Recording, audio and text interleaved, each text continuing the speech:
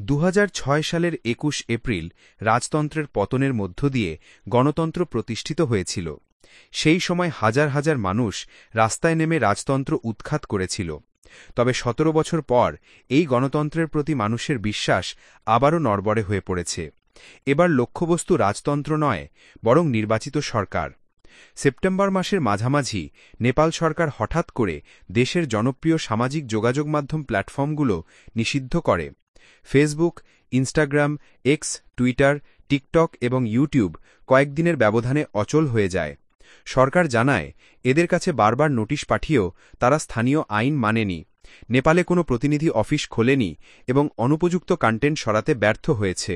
প্রশাসনের দাবি ছিল, এ ধরনের অনিয়ন্ত্রিত প্ল্যাটফর্ম রাজনৈতিক অস্থিতিশীলতা বাড়াচ্ছে এবং ভুয়া তথ্য ছড়াচ্ছে। তবে সাধারণ মানুষ এবং তরুণ প্রজন্ম এই পদক্ষেপকে ভিন্ন চোখে দেখেছে। তাদের অভিযোগ, সামাজিক যোগাযোগ মাধ্যম ছিল তাদের মত প্রকাশের একমাত্র স্বাধীন মাধ্যম। দেশের অর্থনৈতিক সংকট, দুর্নীতি এবং অযোগ্য নেতৃত্বের বিরুদ্ধে কথা বলার জন্য তারা এই প্ল্যাটফর্মগুলো ব্যবহার করছিল। হঠাৎ করে এসব মাধ্যম বন্ধ হওয়া তাদের কাছে সরাসরি ভিন্নমত দমনের সমান।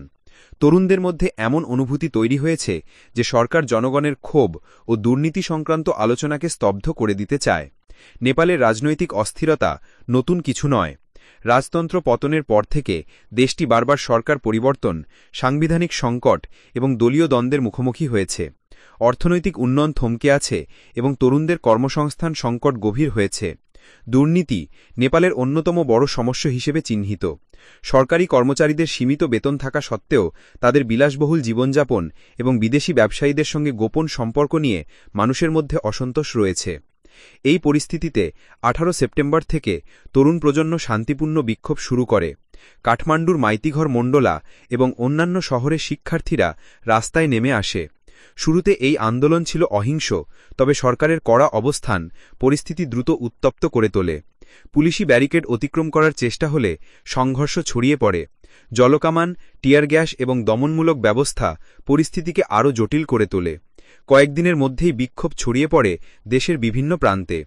আন্দোলনের সুযোগে প্রায় ১৩,০০০ কয়েদি বিভিন্ন জেল থেকে পালিয়ে যায় বলে স্থানীয় সূত্রগুলো জানায়। এই ঘটনা দেশের আইনশৃঙ্খলা পরিস্থিতি নিয়ে প্রশ্ন তুলেছে। বিক্ষোভকারীদের অভিযোগ যে দুর্নীতি শুধু সরকারের শীর্ষ পর্যায়ে সীমাবদ্ধ নয়, বরং দেশের বড় বড় ব্যবসায়িক প্রতিষ্ঠানও হোটেলগুলোকেও জড়িয়ে ফেলেছে। কাঠমান্ডুর বিখ্যাত হিলটন হোটেলের নামও এই দুর্নীতির সঙ্গে জড়িত থাকার অভিযোগ বারবার উঠে এসেছে। স্থানীয় কিছু প্রতিবেদন অনুযায়ী কয়েক মাস ধরেই এই হোটেল এবং রাজনৈতিক অভিজাতদের মধ্যে অর্থ লেনদেন ও গোপন বৈঠকের অভিযোগ চলছিল। ফলে আন্দোলন তীব্র হওয়ার পর হোটেলটি বিক্ষোভকারীদের অন্যতম লক্ষ্যবস্তুতে পরিণত হয়। আন্দোলন নিয়ে ভিন্নমত রয়েছে। সরকারের পক্ষ থেকে বলা হচ্ছে যে বিদেশি শক্তি নেপালে স্থিতিশীলতা নষ্ট করার জন্য এই পরিস্থিতি তৈরি করেছে। মার্কিন যুক্তরাষ্ট্র, ভারত এবং চীনের মধ্যে চলমান বাণিজ্যিক প্রতিযোগিতার প্রেক্ষাপটে নেপালকে একটি ভূরাজনৈতিক খেলার অংশ হিসেবেও দেখা হচ্ছে। কেউ কেউ আরব স্প্রিংয়ের উদাহরণ টেনে বলছে যে বিদেশি স্বার্থ প্রায়শই সামাজিক যোগাযোগ মাধ্যম ব্যবহার করে আন্দোলনকে প্রভাবিত করে। যদিও এসব অভিযোগের পক্ষে কোনো সুস্পষ্ট প্রমাণ এখনও প্রকাশ পায়নি, তবে নেপালের সাধারণ মানুষের কাছে সরকারের এসব যুক্তি গ্রহণযোগ্য হয়ে ওঠেনি। দক্ষিণ এশিয়ার রাজনীতি ও সমাজে নেপালের এই ঘটনাগুলো নতুন আলোচনার জন্ম দিয়েছে। শ্রীলঙ্কার রাজনৈতিক অস্থিরতা ও অর্থনৈতিক বিপর্যয় এবং বাংলাদেশের সাম্প্রতিক অশান্ত পরিস্থিতির সঙ্গে এর তুলনা করা হচ্ছে। বিশেষজ্ঞরা প্রশ্ন তুলছেন, এই ধরনের অস্থিরতা ভবিষ্যতে কি ভারত বা অন্য কোনো বড় দক্ষিণ এশীয় দেশে প্রভাব ফেলতে পারে? ভারতের তুলনামূলক স্থিতিশীল রাজনৈতিক পরিবেশ এবং বৃহৎ গণতান্ত্রিক কাঠামো এমন ঝুঁকি অনেকাংশে কমিয়ে দেয়, তবে প্রতিবেশী দেশগুলোর অস্থিরতা আঞ্চলিক স্থিতিশীলতার জন্য হুমকি হয়ে উঠতে পারে। নেপালের বর্তমান পরিস্থিতি কেবল একটি প্রযুক্তিগত বা প্রশাসনিক সিদ্ধান্তের ফল নয়, এটি গভীর সামাজিক ও রাজনৈতিক সংকটের বহিঃপ্রকাশ।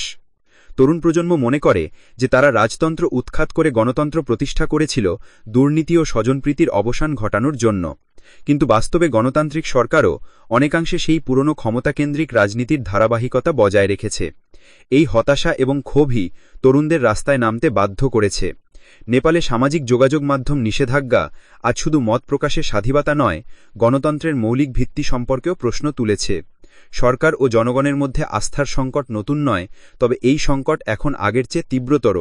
দক্ষিণ এশিয়ার অন্যান্য দেশগুলোর জন্য এটি একটি সতর্ক বার্তা যে তরুণ সমাজের আশা আকাঙ্ক্ষাকে উপেক্ষা করলে গণতন্ত্রের ভিত্তি ভেঙে পড়তে পারে।